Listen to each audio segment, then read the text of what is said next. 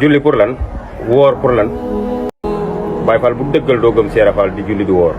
am na ñoo xam ne suñu borom daf leen a joxu jagle. am na ñi nga xam ne suñu borom daf leen a joxu jagle. bàyyi leen ak seenu jagle. loolu nag.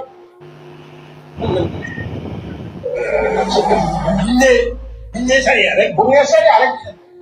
xel dem ci Baay Faal. ñoo nekkul ci waaye ñun suñu yoon nekkul ci ñoom. sëriñ bi nee na ñi amul jagle. sëriñ bi nee na ñi amul jagle. nañ leen bàyyee ak seenu jagle. loolu man. comme nee na moom lii ci sëriñ bu mag bi la ko toxoon ah comme fii doo ko radd rek yem ci mais da ngay radd sëriñ bu mag ba parce que nee na sëriñ bu mag ba moo ne ñu amul jagle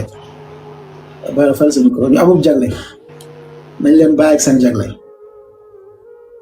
nee na loolu mu nga ca jawaab ba parce que moom sëtu sëriñ bi direct la comme moom moo ñu gën a xam mbiru sëriñ bi moom moo ne sëriñ Tuubaa ci boppam moo ne Baay Faal yi dañoo am jagle nañ leen bàyyi ak seen jagle nee na loolu mu nga ca jawaab ba te nee na sëriñ bee ko wax ba ñu laajee sëriñ bi loolu mooy jawaab mooy tontu ba ñu laajoon question ba ñu posé sëriñ bi ci loolu sëriñ bi tontu loolu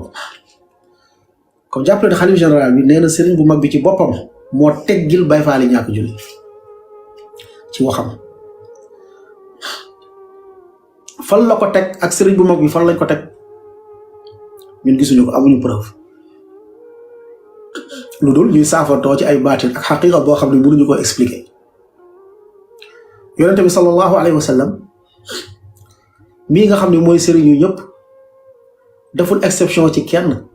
dafa ne julli fa man tarakaha faqad kafara ku ko bàyyi yéefar nga jamono saxaaba yi amul benn saxaaba buñ la wax ni ñii teggil nañ leen julli ñi dañu am jagle ñàkk julli jamonoy taabiin yi du kenn jamonoy atbaa yi du kenn aduna bi du kenn du benn jullit bu toog ba ne teggil nañ ko julli lu dul Sénégal ngay ñëw ci benn puqus bu ndaw bu ñu wax Bawol ay nit ne ñoom teggil nañ leen ñàkk julli diine l'islam bi ay siècle ay ati at diine l'islam di dox amul benn jullit bu mës a woote woo julle koor teggeeku na ko lu dul ñu ñëw ci Sénégal am ay nit di ko teggil seen bopp ñu ne waroo leen ci wax da ngeen war a maandu suy ñàkk julli noppi ci maandul yow maandu woo ca ñay dégradé yaa ngi jël sa paaka di wër di lelli seeni bopp nga ne ñun nañu maandu sa ñàkk julli yow. kilifa ku ñuy woowee njiit ci diine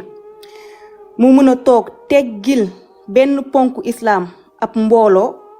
mbokk yi kon loolu lu doyo waar la ndaxte julli mooy deuxième ponk bi gën a mag ci diine l'islam ginnaaw baatu seede yi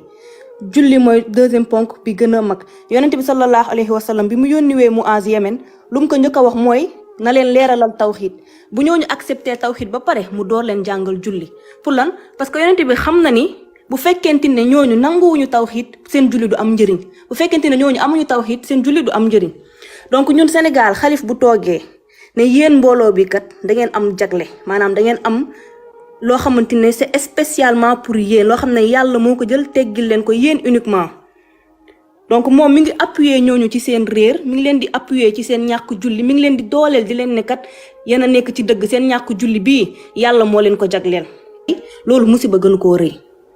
ndax buñ nee yow kilifa diine nga bëggal taaliba yu njub nga bëggal leen texe àdduna ak alaaxira naka nga mënee jël ay ponk l'islam di leen ko teggil nañu waxante dëgg julli bu doon wàcc nit yonent bi sallallahu alayhi wa sallam moom la gënoon jekk bu julli doon wàcc doomu aadama saxaaba yi la gënoon jekk mais amul kenn ci ñoom ko yàlla musa wàcceel julli mënul indi benn aaya wala benn xadisu yonent bi sallallahu alayhi wa sallam fi mu ñu prévenir nañu kat dina dem ci ay jamono am na benn mbooloo bu nar a feeñ Sénégal ñu leen di woowee Baay Faal mbooloo moomu julleeg woor wàcc na leen loolu yàlla musuñu koo wax yonent bi musuñu koo wax bal sax yàlla daf ñoo mettre en garde ci koo xam ne dafay tàdd julli yàlla lu mu wax fa waylun lil musallin mbugal ñeel na ñii di julli allazina hum an salatihim saahun ki nga xam ne dafay sàgganee waxtu julli yow mi nga xam ne da ngay sàgganee waxtu julli sax yow mbugal ñeel na la asama ki nga xamante ne moom dafa jël julli tegee ko na le boole ko ci viwam loolu musiba la donc mbokk yi partagé leen ngeen tapoté bu baax yal na yàlla sàmm leen cheikh bi moo bàyyi la nga continuer bismillah